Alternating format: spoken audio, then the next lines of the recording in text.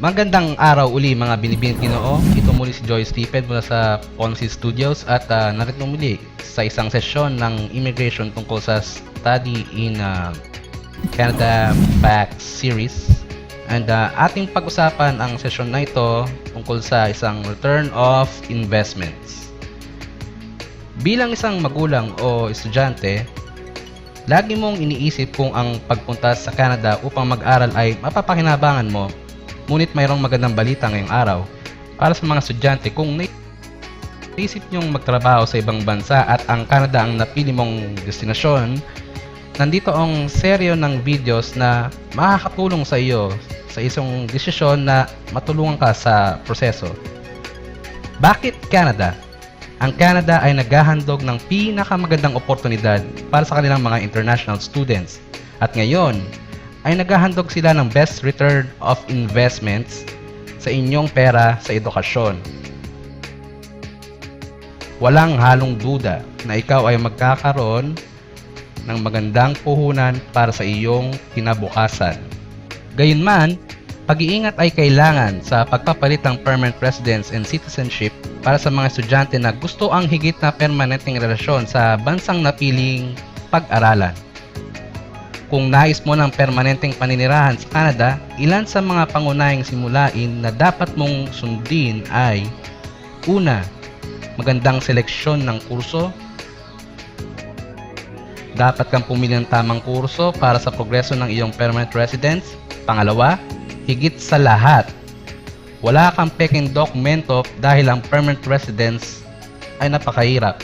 Pangatlo, napili ang mabuting otorisadong Canadian na kinatawan. Mayroong tatlong klase ng estudyante na nagnanais pumunta ng ibang bansa at mag-aral. Isa sa kanila ay ang kalimitan mula sa pamilyang negosyante na gustong mag-aral sa Canada at bumalik sa kanilang bansa upang mapamahalaan ang kanilang mga negosyo. Ang ikalawang uri ay ang mga estudyante na bumula sa middle class families na gustong mag-aral sa Canada, makakamit ng international exposure at mapakinabangan ang mga benepisyo na may hahandog ng Canada tulad ng exposure sa isang maunlad na bansa, maging isang banyagang estudyante, at mapalawak ang kanilang network. Mapabuti ang iyong Ingles at posibleng maging permanenteng paninirahan tungo sa citizenship. At ang pangatlong uri ay ang mga estudyanteng wala talagang pakialam. Nais lamang nilang gumastos at pumunta sa ibang bansa at kalimitang silang pupunta kahit saan tulad ng Singapore at Australia upang mag-aral at umuwi. Sa seksyong ito, ating itatampok ang ikalawang uri ng estudyante na nagmumula sa mga middle class families.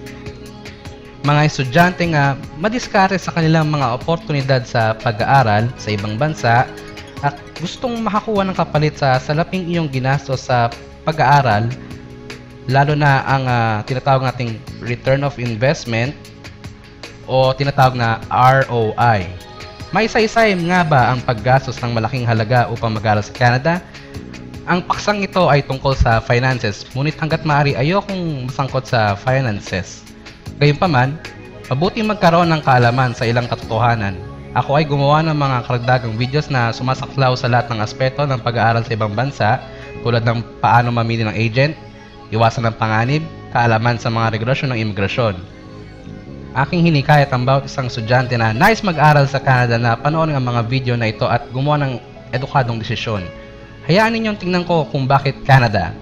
Una natin pag-usapan ang mga permanent residence na oportunidad na inahandog ng ibang bansa sa mga banyagang estudyante.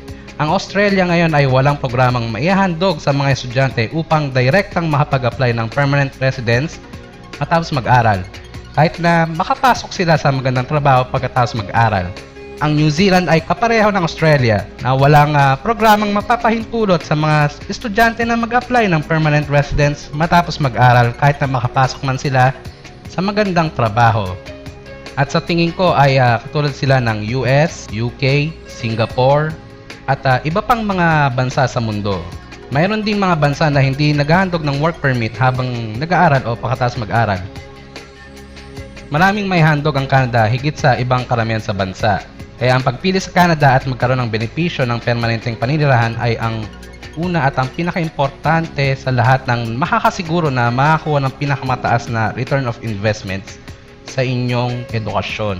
Ang makakarating sa Canada upang mag-aral ay isang malaking pag-angat ito para sa middle class families na mula pa sa papaunlad na bansa. At sa totoo lang, ibig kong makita ang mga mid-income na pamilya na ipadala ang kauna-unang anak nila sa Canada para sa 2 taong diploma sa magandang negosasyon sa lalong madaling panahon na matapos ito ang post-secondary education o ika-12 baitang.